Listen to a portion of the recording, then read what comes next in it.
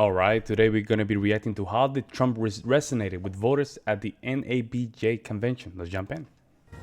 First of all, I don't think I've ever been asked a question in such a horrible manner. First question. That was so bad. I'm going to react to this later. Say hello, how are you? Do you believe that Vice President Kamala Harris is only on the ticket because she is a black woman? She was Indian all the way, and then all of a sudden she made a turn and she became a black person. Just to be clear, sir, do you believe I that think she is... somebody should look into that too when you continue in a very hostile, nasty tone. Sir, if you don't mind, I'd love to... We have you for a limited time, sir. I'd love to move on to different topics. Wow. You're the one that held me up for 35 minutes, just so you understand. Wow. I need to react to this, bro, Okay, later. Former President Trump taking questions at the National Association of Black Journalists just a short time ago. Harris Faulkner was on the stage. She was The entitlement. This is an entitled mentality, bro. To think that you even have the authority to just be so hostile.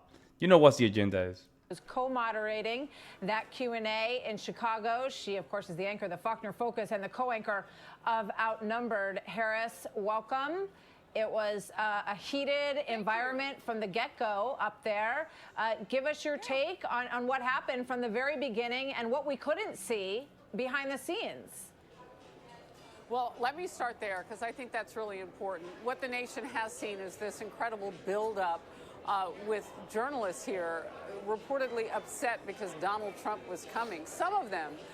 And some of them we really hadn't heard from. So what I loved about what you couldn't see today was how much of that audience was enjoying the moment of hearing from a candidate that they might not always agree with.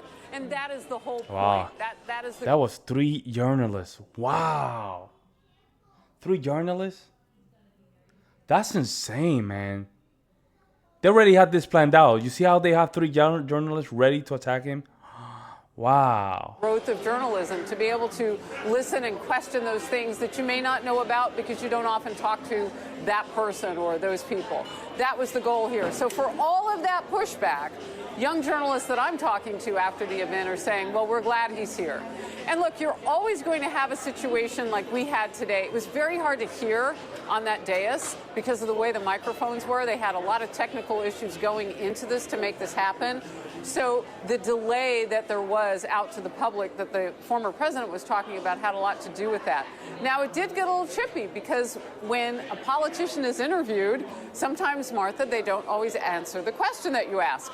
So the re-asks in this environment were very important. And so we got into some good topics, that are important, not just to black communities. And I say that plural because we're not all the same. We don't think the same. We vote different, that whole thing. And I love that representation in the room. Yeah, but they vote overwhelmingly to the Democrat Party.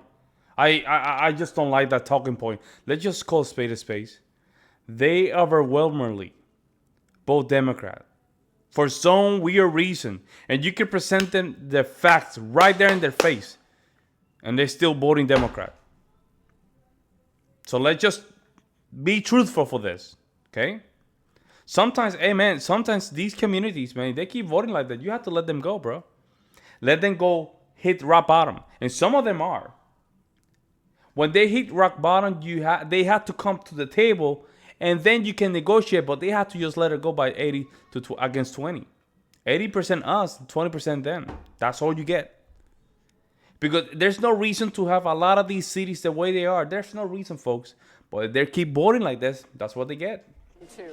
Had a lot of young people in the audience today who want to be in the position that we 3 journalists were in, and that is interviewing the newsmakers, and we got that. Now, from Donald Trump, we got a lot of talk about the border. And look, if she becomes the Democratic presidential nominee, Kamala Harris, that is an issue that they will continue to hit her hard on, Republicans in general, and particularly this former president. I know she's trying to turn the tables and make it about the legislation that has not passed, blaming Republicans for that. But what about the porous border? And that's where he went. What's interesting is we now know she's going to do this particular venue, the National Association of Black Journalists. Going into today, that was not the case. It'll be remote. Wow. The president has said he will debate her if she becomes the nominee. So you have these 2 people now center stage. It's interesting to get one of them on that dais. Indeed, it is. I want to play a little bit, Harris, a little montage of some of what happened up there and get your reaction and what the reaction of the crowd was, because it's a great point. At times it sounded like they were kind of cheering him on, and then at other times it sounded like they were surprised by what he was saying. So let's play this and He's a real one. He's not a politician. Yeah, this is the thing. He's a politician now, I guess, but he's not a politician, and he's just giving you the energy that you're giving back. He's just giving you back what you give. We want people. I want people to come into our country, but they have to be vetted. They have to be checked. So when you say, what do I do? That, and I drill, baby, drill. I bring energy way down. I bring interest rates down. I bring inflation way down so people can buy bacon again, so people can buy a ham sandwich again, so that people can go to a restaurant and afford it. God. I have too much respect for you to be late. They couldn't get their equipment working or something Mr. was President, wrong. I would love if you could answer the question on your rhetoric and why you I believe have that answered black the voters should question. trust you with another I 4 have years. been the best president for the black population since Abraham Lincoln. Still think that is There's a bunch there, Harris, because we butted two sound bites together. But let's start with the second one first, the Abraham Lincoln comment. And we also played earlier his questions about whether or not Kamala Harris is Indian or black. Your thoughts on all of that? All right, let's start with the order that you gave me. You know, just in terms of the former president answering questions, Martha, you and I have both interviewed him. It's an interesting journey that you go on, but you've got to keep pressing. And there was a little bit of contention on the dais about whether or not he could hear, and when he could hear, would he answer the question. I do feel like when it comes to the issues that he was talking about, what the question was that I had asked him was, with black communities feeling the pressure of high pricing now, what policy do you have? Ah, man, these people, you know what's crazy, man, about these people? They're just pretentious, man. And this is Fox News. What policy? What policy? Like, you really think, when it comes down to things like this, there really people really care about policy, bro? You think this montage, these journalists really care about policy? You can literally put a policy where you can give $1 billion. And people don't care about this. They always say the same thing. It was a policy. What about the policy? Maybe people don't care about that. If people knew about policy, we would not even have news at all, because everybody will be damn, educated in the topic. Oh my God. Toward them particularly. You're here. You've come here. What's your message for black people who are young and in the audience and feeling this economy? So you heard a little bit of that in his first answer in that. And then with regard to what you were saying before, in terms of the audience shouting back and having some reaction to him, it was chippy at times, but for the most part they were laughing and they were getting kind of what they didn't have before this, and that was a conduit to a man that they see a lot on TV but don't know a lot about his policies. Kamala Harris and President Trump are going to be an interesting debate if and when that should happen.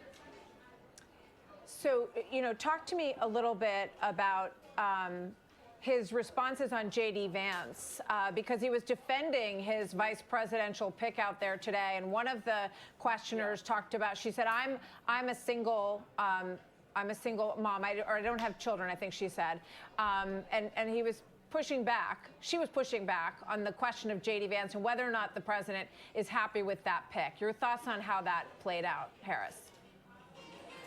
Yeah, and I also followed up with that with, we're hearing it. No doubt you are, Mr. President. There's a lot of chatter around the early struggles and stumbles of J.D. Vance right out the gate. Why did you pick him? And to answer you on both those counts, whether it be, about the women's statements, some of them that J.D. Vance has had, or just some of the other stumbles that he's got out, had out of the gate. Diet Mountain Dew. That's so stupid, man. Of course, single moms are not the best outcome. And there are a lot of these females, they're a problem. Look at them. Look at the female side of the black community. They want to vote for Kamala because she's only black. I mean, there has to be a point where we have to just call the truth. I mean, we pretend that we're not supposed to say a lot of the stuff, but if we don't say it, it becomes a long-term lie. I don't have no problem with what JD said. Actually, I liked it. First, I was having a little bit of problem with just liking him. Now I love it. And you have to understand, I think it was Charlie Kirk mentioned this before. You have to cater to your base. If you have a strong base, you can really win your election. If you start just moving to the side from your base is not gonna support you. Then you're gonna crumble. You're gonna simply crumble. You have a strong base. It's 48%. That's it. That's it. That's it. That's all you need, man. That's all you need. 48%. You get the 48%. Go to voting, and then you have some moderate just trying to vote for you. You win the election. But if you start catering to a lot of leftoids, your voter, your base, I'm not gonna vote for you. We have to stop doing that. Racist. I know it was a joke. People are still kind of like, well, what was the joke? People don't even know what racism is. He said he chose him because he thinks that, where he is as a young man who had come from basically tough times and made his way through Ivy League school, the U.S. Marines, so on and so forth. He defended him, but we each hit him in different ways on why J.D. Vance. And finally, I hit him, Martha, with asking him, well, look, 2 weeks ago, right before the assassination attempt on his life, a few hours before that, we were sitting down at Mar-a-Lago, and I said, why would you choose him when the last thing you said to me before that event, quite prophetically, I might add, is that something bad could happen, so it matters who you choose. I said, is J.D. Vance ready on day one? He did not answer that question. He answered it around it, but he did not answer my question. Yeah. Oh, well, wow. I know he was having a little bit of trouble hearing you at some points up there, and that was a bit of a challenge as well. Yeah. Harris, thank you very much. Yeah, fascinating conversation, and great to have you on right after to discuss your experience up there and what it was like, and we look forward to seeing sometimes I really don't. I really, really, really don't like Fox News sometimes, man. I don't even watch them. They're full of it sometimes. I might be wrong, folks. Let me know in the comment section below what you guys think. I will see you in the next one.